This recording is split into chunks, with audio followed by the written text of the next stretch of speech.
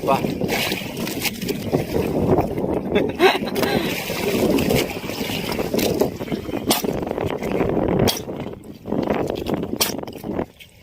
Pang ano to, pang calamaris ng size na ito. Hello, what's up mga idol? Ngayong gabi nga pala ay mamusit na naman kami. Umalis nga kami kanina mga alas 3 pero nakarating kami dito gabi na mga idol. Dahil nga medyo may kalakasan ng alon sa amihan mga ludi kaya medyo natagalan kami nakarating dito. Pagkakarating nga namin mga idol ay kumain muna kami bago kami namumusit. At ito na nga mga idol ang unang mga huli namin kaso yung pinakauna hindi ko lang nabidyohan. Oo nga pala mga idol, pasensya na sa video ko dahil nga medyo malakas ang alon kaya medyo magulo po yung video natin. Pero napapasalamat pa rin kami sa Panginoon mga idol kahit papano, kahit kalakasan ng alon meron pa rin kaming nahuhuli. Shoutout po pala kay Rosano Hilis at kay Michelle Lopez. At shoutout din po kay Lloyd Abapo from Baybay Liti at kay Raymond Torret Birmas from Bulacan. At siyempre mga idol, shoutout din kay Mark Palero na laging nagsishare sa video natin at maraming salamat din po sa lahat ng nagsishare ng video natin. Maraming salamat sa inyo. At kung nagustuhan mo naman ang video ko mga idol, paki-comment naman sa baba kung hanggang saan nakarating ang video kong ito. Diba? Laki talaga.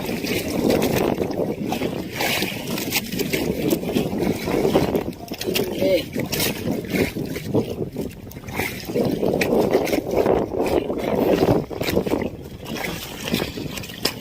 Ganda pala mga size to.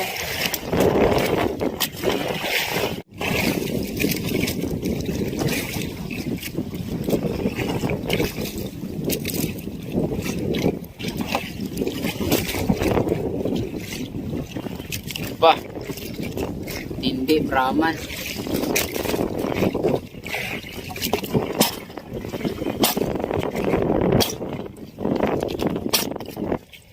Pang ano to, pang calamaris ng size na ito. Dami naming kuha ng ano. Ay babaw din pala, marami din pala tayo kaming pusit to. Kala mo kakak. Muntik pala puno tong anong balde. Laki ng balde namin. Kung tayo naman sa hapon.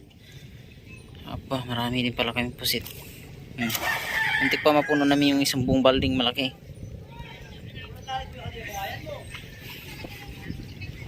Malalaki yung nasilalim nito. May tig 1 kilo nito. Ayan ito.